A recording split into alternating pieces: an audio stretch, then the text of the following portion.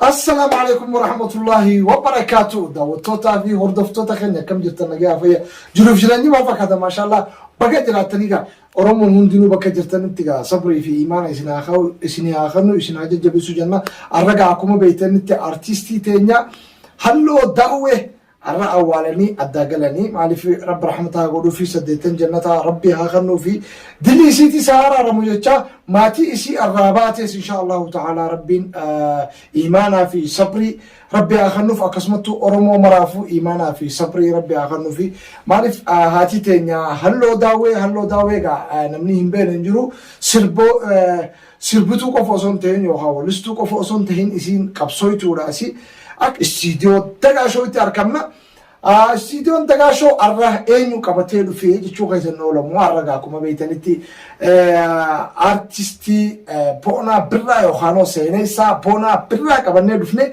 انو خنيغا نما غازيتا سادا نما سينيسا كسمتو ولسا ارتيتيسي سربوتا عادا يوخانو سربوتا سياسه وبريداس نيكبا خنافو ان شاء الله تعالى قاعد نمني يوتيوب سا ديتاني زيارن أكا أسمان ديتاني زيارتن أسماني سين دامنا يوتيوبي بونا شو إن شاء الله يجين هندي خيسانو أكا ديتاني زيارتن أسمان سين تدامنا دعوتوتا في هردفتوتا خينيا عرقا وني بكا خانا تارقمنا فيس ياد ما خانا سبب يفنيتي هذا تينيا هلو داوي ربي رحمتها قولوا في كلمة سينا يصير هنكا توكو أكا بونا برا دانو بواسي نوفيبسو سي وان هجتي وان الرد برتي في وان إن شاء الله تعالى هنكا توكو أكا نبرا اسم برانقو بربانيتي أرى استيديو دقاشو تيارقمنا أكاسمتو كانوا مننا بريتي أرقموس بونا براتي بونا برا بقر في تجالهي بقانا كان أستي كانوا أفيرتي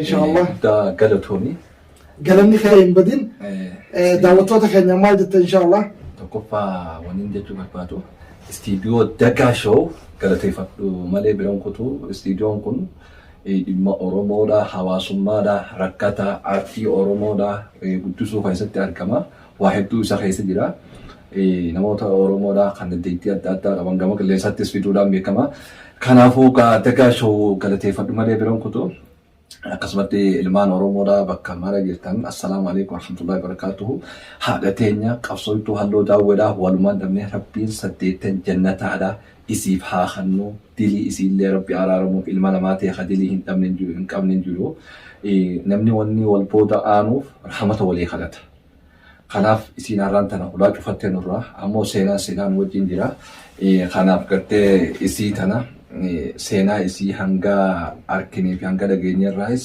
waan takka gartee ni jirti jenneeti amanna sanumarraa kan ka'e gaa isinis istiidiyoo dagaashoo jechuudha kan afeertanii Abdunaasir guddaa galatoomaan isinin jira. Galanni kan badin kuma gaa baleessa keenya boona birraa yookaanoo boona show yuutuubii isaa maqaan boona show jedhama isa biratti insha Allahu ta'ala viidiyoo kanaas argattan jeetiin abdadha. هاتهو بليس خينيا بونا برا هاجلا تومو إني كسمتو جا كمان سنيهم بيهيا من خيزتي واحد هجتشو جرا نما صابرا رابط شودان غرغارو دانا كسمتو والدتهم صافي غرغا سكيرو أورميا خيزتي اللي ورتو بدو خيزا خارج مراتكو خوري جارت الرئيس تكا أكسمتو أرتي خيزتيس جا كمار كتنتي سربوتا دادا واحد دوام برد دوام ميدقدو دراما نساته واحد دوني فولا فودا إسا خنان إسنبرات أرجمات رجع إسني فيني مو هاتو هما أكسمتو فوجا زيت سادا سينالي غريغري تروخته أورمو براتي سلابر باتشستو هندا جلبوا قلمي سينا خيسا فتشيا كسيتي فولا خيسا برانجي هاجرا نما تقرر رسول تين نما هدورا ولي توري جورا بونا شوين اسم برانجي هاجرا غلطومي جاچا جالخيه غلطومي بقى استوديو دغاشو تنوار غمته اسمان ان شاء الله تعالى غلطومي سنجنا امو وننتي الراس تسوامنف سينا جميتي تانيا وخانو هذا كبسو أورومودا أكسمتو ولستو بكمتو ورا هنجفو تخيسا تكاد أنت لكان ترى يصير إن شاء الله تعالى سينا يصير هنكتكو هنك رابط وخانك سبرت أرجمة إن شاء الله أكدا وتوتا Dagaa Show fi akkasumattuu daawwattoota Boonaa Show biraan nu geessuu fi raasisii waamne. Guddaa galatoomi. Gartee halloo daawweedha. Sa'a hanga kana keessatti jechuudha waa'ee halloo daawweedha himnee fixuu hin dandeenyu. Hanguma irraa dhageenya sanii fi hanguma argine takka tolchine hanga sanii himuun barbaachisaadha. Seenaa nama irrisuunis hin ta'u jallisuunis hin ta'u. Kanaaf jalqaba halloo daawweedha. Bara dukkana gabrummaadhaa san keessa gama addunyaadhaa dhufte jechuudha. Bara 19 akka lakkoofsa Itoophiyaatti bara 1954 baha Oromiyaadhaa naannuma Dirree Dhawaadhaa laga Odaa bakka jedhametti abbaa isii Daawud Abdallaa Alii irraa fi haadha isiidha. Addee Faaxumaa Hassan irraa akka lakkoofsa Itoophiyaadhaatti bara 1954 dhalatte jechuudha. Barri hungaa wal nu gaafachiisu. Bara mootummaan Haile Sillaaseedhaa irreedhaan uummata Oromoodhaa lafa qabee an Oromoo jechuun itti yakkate jechuudha. Barri isiin keessa dhalattee gama addunyaa kanaa dhufte jechuudha. Kanarraa kan ka'e akka lakkoofsa addunyaadhaatti bara 1962 jalqaba sossoohinsi maqaa Oromoodhaa Dirree Dhawaa keessatti jalqaba gartee bara 1962 magaalaa Dirree Dhawaatti sossoohinsi afran qalloo gad dhaabbate jechuudha. Yeroo kanatti afran qalloo yoggaanii fi magaalaa Dirree Dhawaa keessatti gad dhaabbatamtu hanqina tokkootu dhufe jechuudha. Hanqinni sun maali? Gama dubartootaan shaggooyyee taphachuun yookaan heellee kanaan hirrinni guddaan dhufe jechuudha. Yeroo sanitti kan dhiiraatu eenyu akkaan dammaqa ta'uutu qabuutu gama artii kanaa dhufaa jira jechuudha. Yeroo sanitti kan dhiiraatu jechuudha. Yeroo kanatti afran qalloo halloo fa'aa dura ijaaramtee jirtu warreen akka Alii Shabboo, Usmaa'il Muhammad yeroo ammaan tanaa Usmaa'il Muhammad ni jira jechuudha. Birizaantii waltee afran qallooti jechuudha. Biyya Jarman jira. Mahmud Sheikh Muhammad Bookeedhaatis Dubaay jira jechuudha. Shantab Shubbisaanis ni jira jechuudha. Warreen kun warreen halloo dura eegalan jechuudha.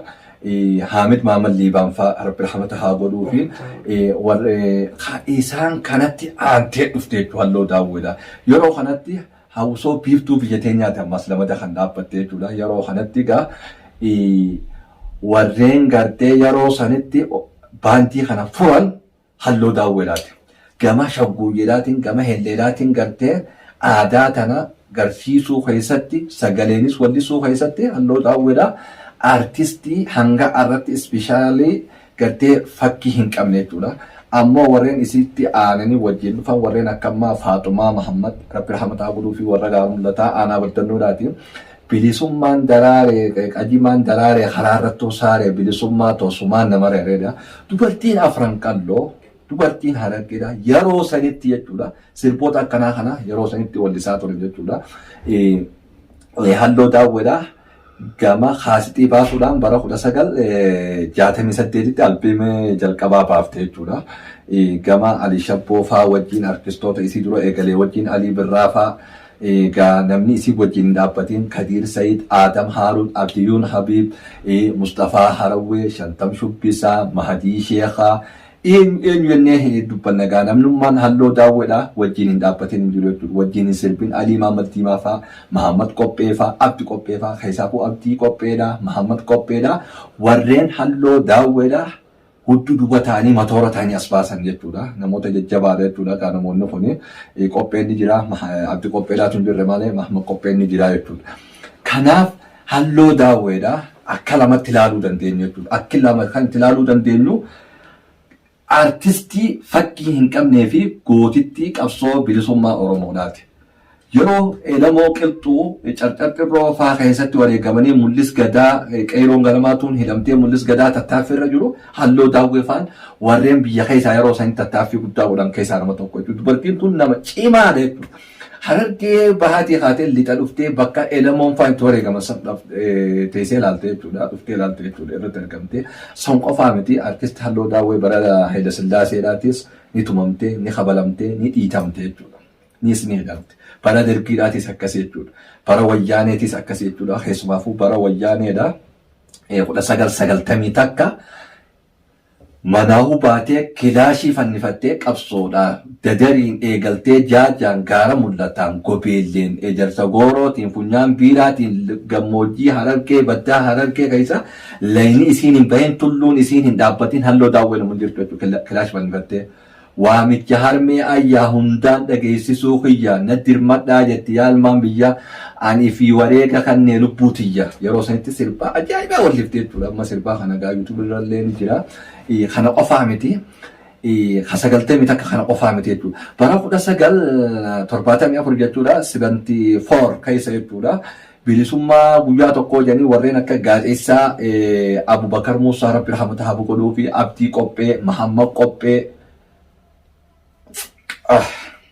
namoota jajjabaa akkanaa kana dhabne warreen akka Kumaa Ida'eefaa kana wajjin waltajjiin guddoon Itoophiyaa beeraayi muuziqii kan jedhamu magaalaa Finfinneetti kan argamu kanatti agarsiisni guddaan godhame jechuudha kan Oromoo yeroo jalqabaatiif afaan Oromoodhaatu kan nama gaddisiisu ammoo gama tokkoon fiidiyoon guyyaa san waraabuun dhorkan jechuudha warreen gartee yeroo san waltajjii kana beeksisaa turan Mahammad Qopheedha tokko Abdii Qopheedha ammoo maandisoota jara kanaa jara afran qalloo jechuudha nam 40 oliin ijoolleen qalloo yeroo sanitti qabsoo Oromoo shaggarna jechuudha warreen san keessa artisti Halloo Daawweedha nama tokko jechuudha Halloo Daawweedha bara 1974 yeroo hamtuu sanitti yeroo Hayileen Kubu sanitti barbaannee walgarraa yeroo isaatu arraa Oromoota kaabaa fi kibbaa bahaa nama walitti fidee jechuudha daqiiqaa 5 keessatti sirbi isiidhaa yeroo san ummata Oromoodhaa kumaatama qabsoodhaan manaa baase jechuudha bara 1974 jechuudha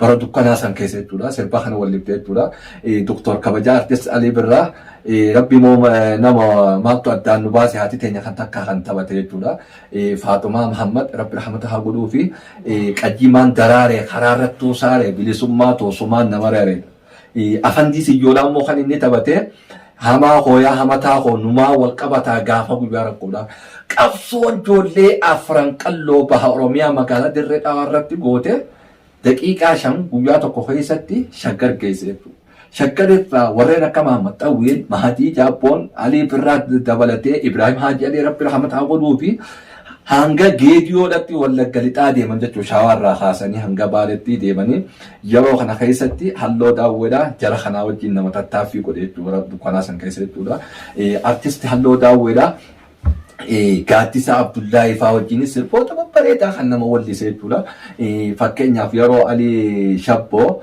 الحرية لشعب الأوروميا الحرية لشعب الإريتريا ده مالف قصو من جولي أفران قلوتو قصو خطالاتهم قصو قصاتهم هنغونيتو لا ما لا فكينا الحرية لشعب الأوروميا الحرية لشعب الإريتريا قوموا يا شعبنا إخواننا نشي حرية جي علي شبو جيدو رسل بس يرو سنتبتتو قصاتو جي سيقلتي sabaa fi sablammoota wajjin jaaniiti qabsoo gartee yeroo san godhaa turan keessaa artisti Halloo Daawwee nama tokko jechuudha. Fakkeenyaaf Halloo Daawweedha. Dhumaatii sirni gabroonfataa Waldabiraan ona afran qalloo keessatti godhe keessatti nama san artiidhaan bikka san daqiiqaa 5 keessatti ibsa jechuudha. Nama fakkeenyaaf Watar Golaa jechuudha. Haile Sillaaseen achuma nama rashanee jechuudha. Mililikis bakka sanitti jechuudha. Maaliif bakki kun Odaa Bululloo onaa gartee sirna gadaa afran qalloo bakki naannoo sun itti ta'aa turan jechuudha. Waan naannoon kun waan naannoo seenaa ta'eef naannoo uummata naannoo san jiru yeroo hedduu miidhaa ture gabroonfataan. Dalgiinis akkasumatti uummata walitti qabee achitti rashanee jechuudha. Wayyaaneenis hoggaa dhufu achumatti akkasitti rashanee jechuudha. Gaafa lola Watar Golaa haadhaa fi obboleessaa fi ilma abbaa fi intala waliin yaamanii ilmaan Oromoo akka kuusaatti gubanii reeffa isaanii walirra tuulanii hijaa gaafatanii irraa waan kafalanne qiciicaa yaalammiitiyya waan nam tokkollee wajjin nu jidduun dhufne illaa gaafatanii bara wayyaanee san keessa yeroo kana sirbi kun taphatamu dhorkaadha jechuudha nama gaaqaama halloon sodaat akka malee ol baatee walliftee maxxansitee jechuudha sirba san geerartee jechuudha akka dhiiraatti jechuudha. Halloo Daawweedha maayikiidhaan seenaan galmeessin. Halloo Daawweedha kilaashii hidhatteeti gammoojjii baddaa Harargee keessa naanna'uudhaan gartee qeerii isiin hin bahin, layinii isiin hin bahin, tullii isiin hin bahin numan jiru jechuudha. Kana qofaa miti magaalaa Dirree Dhawaa keessatti halloon akka nama gartee hattuu tokko jiraachaa turte jechuudha. Akkana firraa gallaaltee akkana laaltee jiruu hantuutaan akka jiraachaa turte jechuudha. Kana gubbaadhaan egaa jireenya gadadoo kana amanfatteeti qabsoo Oromoo irra cichite jechuudha. kan qofaa miti way hora warra keessanii teessumtu guddoon shaggari baabura yaabbadheen dhufaan eegi yaa shamarmarii laal handhuurti magaalaan Finfinnee handhuura Oromiyaa ta'uudha halluun daawwee dargii keessa nutti himte jechuudha. Ammoo bara wayyaanee kilippii bareedaa daleetteeti gallakkiftee uummata biraan geesse jechuudha. Siigaltee artistii halluu daawwedha baha Oromiyaa keessatti naannolee hambaalee akka ejersa goora gorsoom gaara mul'ataa baddannoodhaa sirboota kanaas hedduu wallifteeti qabdi jechuudha. Dubartii ammaas namnummaan dhiiraatu qixa isiidhaa albama baasee qabuu miti. Albama 24 maxxansitee qabdu. Wallisaan Oromoo tokko albama 24 maxxansee qabu hin jiru jechuudha. Albama 24 mataa isiidhaatti qabdi jechuudha. Kan namaa wajjin taphatte maleetti. Namoota qabsaa'ota akka Nadhii Gammadaa, Galaasaa Jilboodhaa kanaa wajjinis bakki isiin hin naannawin hin jiru jechuudha. Garuu kan nama gaddisiisu yeroo takka takka qabsaa'onni bahaa kun yeroo humna qaban san ni jiraatan. Eegammoo hoggaanii fi umriin namaa kunis deemtee gartee hoggaa fayyaa dhaban kan gartee salphatan argina jechuudha. Maaliif fayyaa dhabanii gargaarsa barbaaduu ni iyyatu jechuudha. Namoonni akka halluu daawwannoonis kanuma jechuudha. Kanaaf isaan kanarraa ammoo halluu daawwidha. Addatti isiin gartee kan seenaa guddaa kan uummata Oromoo keessatti galmeessite dubartii taatee yeroo sanitti sirboota cidhaa kan barnootaa kan naamusaa kan qabsoodhaa kan seenaadhaa kumaataman maxxansitee uummata biraan geesse jechuudha. Walumaa galatti jireenya hanga jiraatte kana addunyaa kanarratti artistii halluu daawwidha uummata Oromoodhaa gama lamaan tajaajiltee hanga guyyaa du'aatti duudarraa galte jechuudha. Gama qabsoodhaa hidhannoodhaatiin gama artii Oromootiin jechuudha. Dubartii galtee fakkii hin qabne jechuudha. Warreen ammaa fakkeenyaaf akka isiidhaa Fooziyaa Mahammad, Nuuriyaa Yuusuf, Haajaraa Aadam dubartiin kun hundinuu yeroo sanitti halluu faana dhufanii Almaas Tafarraa Faajii warreen wajjin lafaa ka'an sirboota hedduu wallisan. Ammoo halluudha sadarkaa tokkoffaa irratti argama jechuudha. Halluu daawwedha. Maaliif sammuu Oromoo keessattis halluun seenaa bareedduudhaan yaadatamti malee seenaa hammeenya Oromoo biraan qabdu jechuudha. Kanaaf gartee abdii keenya namni ni jiraata, ni dhalataas ni jiraata.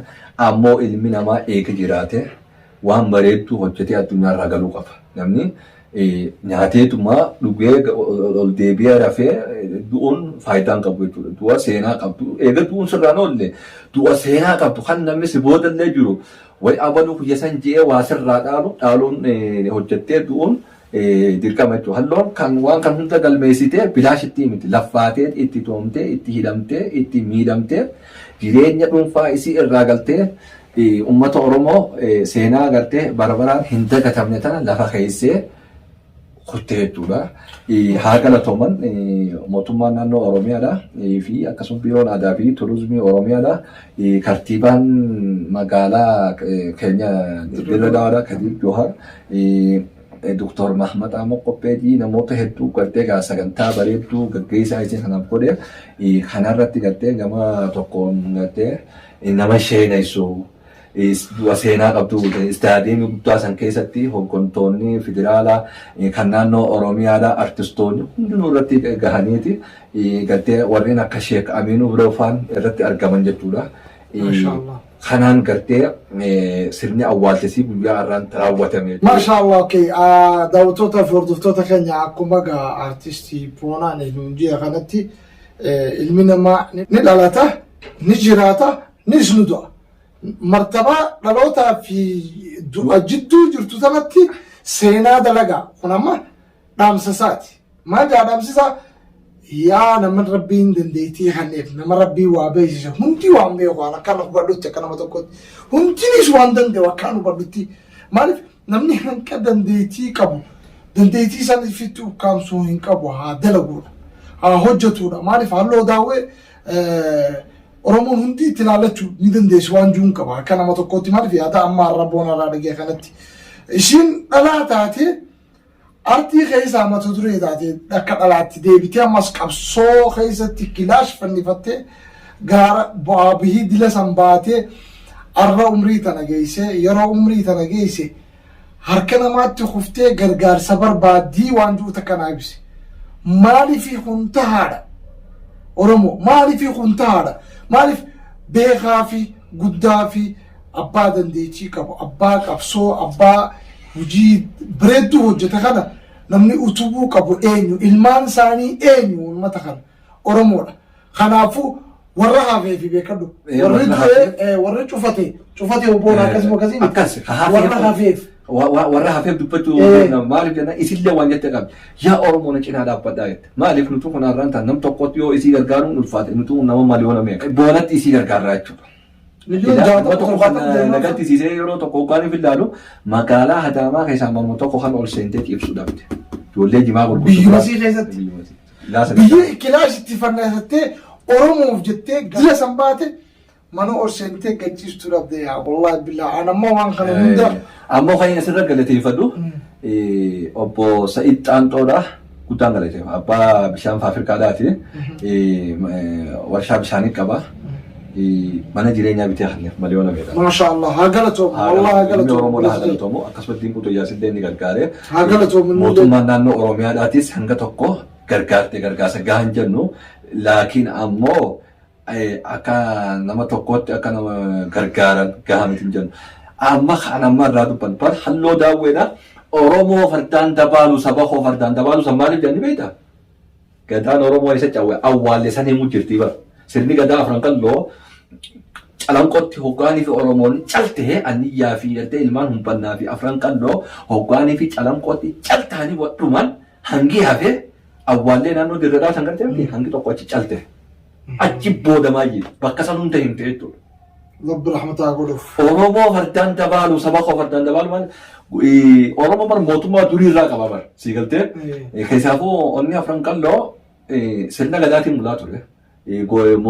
Weerara adda addaatiif takkaan jilbiifannee caammaan fakkeenyaaf hoggaaniif adaree biyyoo irraas qabu fardaan jala fiigan biyyi guutuun sanii Oromoo fardaan dabaalu dirreedhaa dabaalu on afran kalloo kana gaddeemaa miti warri afran kalloo kun akkana beellaan akkanatti simata Oromoo farda siree ammayyaa itti ammas kan walitti sun gaddee miti sireen bare teessoo caammaa nuuri bar hayyuu Oromoodhaati nutti himaa jirti namni kullaa. Maashaallah. Anamma boona wanni sirraa hubadheen qaba. Maaliif isin akka gaazexeessaanis waa dabarsaati akka artiittis waa dabarsaa humna siitiinis Oromoof qabsooyteedha amma wanni sirraa hubachuu jiru. Akkasii. Maashaallah. Kunnaan biiratti ammoo gaa qabamtu. Dhiira dhabdaniitu mana qabdanii jetteen. Yoo haadula fixaa jetteen hokkusa jeetan. Allahu akbar. Allah rahmaa. Rabbi rahmataa godhu. Rabbi rahmataa godhu. Amma namni keenya muuziqaa qofa dhageeffate tippii muuziqaa kana gaddeemti kana qofa dhageeffate artistiin tokko maal achi keessatti dabarsaa amma hayyoonni hangalma xinxal. Amma sii galtee siree ammayyaa amma kun hiikkaadha qaba. Amma warri dirree dhaawaadhaa numa aadaa takka qabdi amma ijoollee warri dirree dhaawaadhaa hedduun itti gammadee sirba amma gartee amma siinjoo kana gartee yeroo cidhaatti taphatanii bara. Inni kun bakka cidhaatii mi bara. Kan dura hayyuu keenyatti himachaa goota keenyatti simachaa turre. Maashaallah. Akka gamma cidhaatti deeffataniiti warri dirree dhaawaadhaa maaliif sirni gadaatii isaanitti bodaanee achi qabee miti. Kana gartee amma ijoolleen dirree dhaawaadhaa kana hoggaa aruusaa namni dirree dhaawaa ture ni beekaman tan fakkeenyaaf. Sirriitti keessa hubatee jira jechuudha. Oromoo fardaan dabaalu saba koo fardaan dabaalu Oromoo fardaan dabaalanii bara Oromoon amma gaangeen qortu. Oromoon isiin kana hunda daqiiquma shan keessa nu himte jechuudha. Fardii kan Oromoo akka ta'es achi nutti himte jechuudha. Fataan harree namaan hiluu kan jiru tokko jira. Maaliif miliqooqaa dhufu kan miila akkanaa kanaa dhufe kan miila shafoodhaa kan miila wayyaaleedha. Wadala horaa Oromoon nama wadala haruu namatti lakkooytu. Maaliif Oromoon farda sanuu kan faaya qabu, kan kooraa qabu, kan waa qabu malee hin kortu. Si galtee farduma kanaaf fardi amma yoo soqoppisee sin dhiitu. Harreen si dhiitti, wadalli si dhiita. Laala sammuu nama keenyaa. Si galtee deemtee magaalaa dirree dhawaa tana hoo deemtee lakkooyte jechuudha. Bakka ammaan tan yeroo sanitti isiin ni jirti Usmaa'eel Muhammad faan Abdusalaam Haji faan itti wareegaman manguddoonni afran kalloo san naannoo san hunda halloon walleedhaan nu ibsite jechuudha. Naannoo namni sun yoo jala deeme bakki sun bakka hooggantoonni afran kalloo bara 1964 irraa hanga bara 1974 91 71 keessa jechuudha. hedduu matootiin afran qalloo magaalaa dirree dhawaa tana keessatti tokko lama lamaan halkan gartee hanga bineensi gartee waraabessi kutatee harkisu takkatti jechuudha. Amma Abdusalaam nama makiinaa yeroo sanitti Ameerikaa bitatee naqatummanni kun yeroo sanitti qabsoo maallaqaas ni qaban maallaqa isaanii san qabsoodhaaf gumaachan jechuudha. Magaalaa dirree dhawaa sanii halloon kana laalaati artiidhaan dhufte jechuudha. Fooyyadatti artiitti hin dhufne jechuudha. Ijoollummattuu hayyoottee qaramtee. Bara warri akka Abdusalaam Usmaan Muhammad dirree dhawaa keessa wareegaman du'a akka malee uummata duratti du'anii bara. Ajjeesaniiti karaa naannoo Saabiyaan kana yookaan seenaa irraa dubbifnu naannoo akka Saabiyaan kanatti jechuudha dildila amma agartee amma xaaliyaan tolcha kan agartee kan argataniiti namni fuudhamu dhabaman jechuudha. Hanga waraabessi akkana kutee harkifatu hanga tokko fuudhanii namni keenya gartee jeenummaa qabu san akkamitti walumaa irratti haanuu fixan jedhanii reefa san fuudhanii awwaalan jechuudha. Naannoon kun dirree dhawaa qabatee amma karaa gartee awwaallee kanattis akkasumatti jechuudha. Karaa calanqoo kanattis ona alaa keessattis ona noolee keessattis ona jaartoo keessattis ona ituu keessattis ona anjaa keessattis si galtee ammoo dirree dhawaan tun waan magaalaa gartee kaantarii gartee guddoo takka gartee waan taateef akka Harargeedatti namoonni dandeettii qaban kan magaalaa qaban kan gartee qabsoo kana fincilaa godhanii waa sosoosaa jiran magaalaa sana keessa jiraatan. Yaadaree biyyoodhaaf. Amma uummanni kun hundinuu odoonii fi jarri ammaan tanan si himu kun isaan duratti du'a akka malee du'e jechuudha. Isaan kun artistoonni yeroo sanitti jiran kanaan amma namni jalqaba afaan Oromoodhaatiin gartee wallisee dubartii keessaa Hawwii Abdii Musaati dhalattuu dirree dhawaadhaati. Namni jalqaba muuziqaa afaan Oromoo dura wallisee Hawwii Abdii Musaa Somaaliyaa keessaa Hindiyaa Ahmad immoo maal jedhan akkasiin si'a isuma akkasii jechuudha Oromoo keessaa dubartii. Ammoo halloon akka Alii Birraa gartee artistoota gartee isaa wajjiin lafaa kan keessaa gartee isbishaal ta'ee bahetti halloonis dubartii kana keessaa isbishaal taatee barbaada. Nuuriyaa Yusuf, Fooziyaa Mahammad, Faatumaa Mahammad, Almaas Tafarraadhaa, Shamsii Quxoodhaa, Hindiyaa fa'aa jira. Artistoota jajjabaa Maliyaa Bulee fa'aa jira warreen yeroo dheertuu warreen muuziqaa kana keessa turan. Isaan kana keessa halluu daawwadhaa isbishaala taatee baate sagaleenis kiloloonis dandeettii addaatiinis kan gugubbaadha warreen akka Mahammad Qophee Abdii Qopheedha sirboota isii baay'inaan irra guddaa kan qopheessu Abdii Qopheedha rabbi rahmata haa godhu. Maaliif nuti Harargeen ammallee arrallee xiqqoo wayyeessa tokko agarra malee Abdii Qopheedha goota akkasii hayyuu akkasii nam jahan magaalaa Finfinnee keessatti awwaalle jechuudha. Bara 2006 akka lakkoofsa Awurooppaadhaatti yeroo san biyyaan jira. Kan nama ajaa'ibsiisu Abdii Qopheedhaa ijoollee yeroo sanii nama jahan magaalaa Finfinneetti awwaalan jechuudha.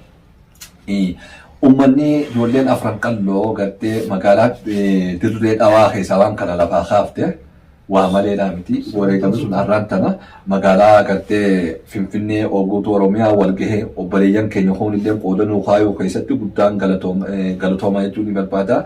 Boonaa Birraadhaa galatoomuu jennaa sagantaa biraatiin hanqa wal agarru yookaan viidiyoo biraatti hanqa wal agarru. Asalaamu alaikum wa rahmatullahi wa barakaatuh.